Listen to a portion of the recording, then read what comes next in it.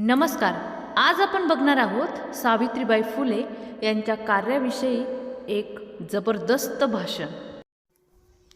माननीय अध्यक्ष महोदय, सन्माननीय प्रमुख पाहुणे, माझ्या प्रिय शिक्षक वृंदांनो आणि माझ्या समोर बसलेल्या माझ्या सन्माननीय माय भगिनींनो व विद्यार्थ्यांनो, आज आपण इथे फक्त एक कार्यक्रम म्हणून जमलो नाही, तर आज आपण इतिहासाने आपल्याला विचारलेला एक प्रश्न ऐकण्यासाठी इथे एकत्र आलो आहोत. आज सावित्रीबाई फुले यांची जयंती आहे आणि आजच बालिका दिन देखील आहे. पण ज्या स्त्रीने मुलींना शिकवण्यासाठी आपले संपूर्ण आयुष्य पणाला लावले, तिच्या नावाने बालिका दिन साजरा करताना आजची बालिका खरंच सुरक्षित आहे का, सन्मानात आहे का, की अजूनही फक्त सहन करत आहे? हा प्रश्न आपल्याला स्वतःला विचारावाच लागेल. सावित्रीबाई फुले म्हणजे इतिहासातलं केवळ एक नाव नाही, त्या समाजाच्या छातीत पेटलेली एक आग आहे.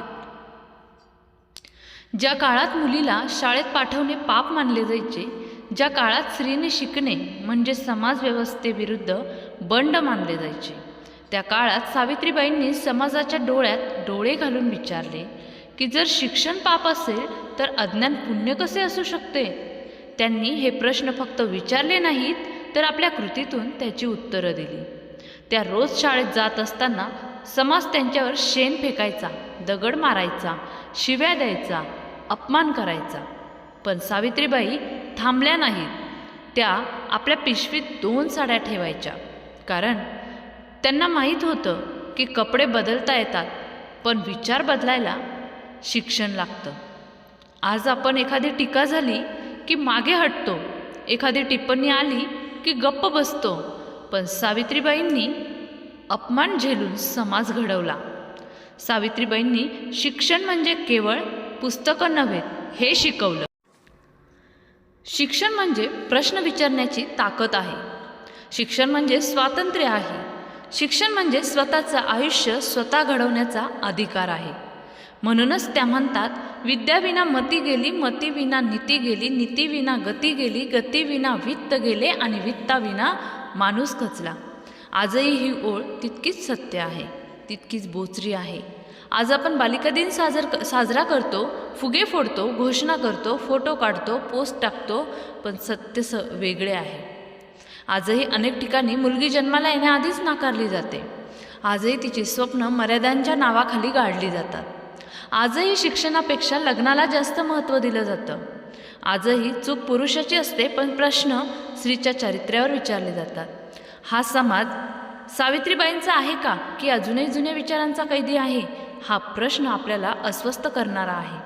आपण आज मोठ्या अभिमानाने नारी शक्ती म्हणतो, पण त्या स्त्रीला घराबाहेर पडताना भीती वाटते. आपण म्हणतो स्त्री सक्षम आहे, पण तिच्या निर्णयांवर सगळ्यांचे पहारे असतात. आजची स्त्री शिक्षण घेते, नोकरी करते, नेतृत्व करते, पुढे जाते, पण समाज अजूनही तिच्या पंखांना कात्री लावतो. ही खरी प्रगती नाही, हा एक मोठा विरोधाभास आहे. जर सावित्रीबाई आज आपल्यामध्ये असत्या तर त्यांनी आपल्याला टाळ्या दिल्या असत्या का, की कठोर प्रश्न विचारले असते. शाळा वाढल्या पण विचार बदलले का? कायदे झाले पण न्याय मिळतोय का? कार्यक्रम झाले पण माणुसकी जागी झाली का? असे प्रश्न त्यांनी नक्कीच विचारले असते. त्यांनी आपल्याला सांगितलं असतं की माझी जयंती साजरी करू नका, माझा विचार जिवंत ठेवा. सावित्रीबाईंची खरी जयंती म्हणजे केवळ माळा घालणे नाही, दीप प्रज्वलन नाही, तर मुलीला समान शिक्षण देणे, समान सन्मान देणे आणि समान स्वातंत्र्य देणे होय. बालिका दिन म्हणजे दया दाखवणे नाही, तर संधी देणे होय. मुलीला अबला म्हणून पाहणे नाही, तर सक्षम म्हणून उभे करणे होय. आज इथून जाताना आपण प्रत्येकाने एक संकल्प घेतला पाहिजे. आपल्या घरात, आपल्या शाळेत, आपल्या समाजात मुलगा मुलगी असा भेद करणार नाही. स्त्रीच्या स्वप्नांवर हसणार नाही. अन्याय दिसला तर गप्प बसणार नाही.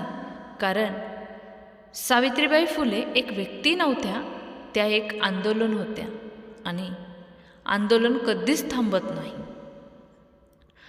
आज सावित्रीबाई फुले यांची जयंती आणि बालिका दिन. साजरा करत असताना हा दिवस फक्त कार्यक्रमापुरता न राहता आपल्या विचारांमध्ये, आपल्या कृतींमध्ये आणि आपल्या निर्णयांमध्ये उतरवा. हीच सावित्रीबाईंना खरी आदरांजली ठरेल. एवढे बोलून मी माझे 2 शब्द थांबवते आणि पुन्हा भेटूया आपण पुढील व्हिडिओमध्ये. धन्यवाद.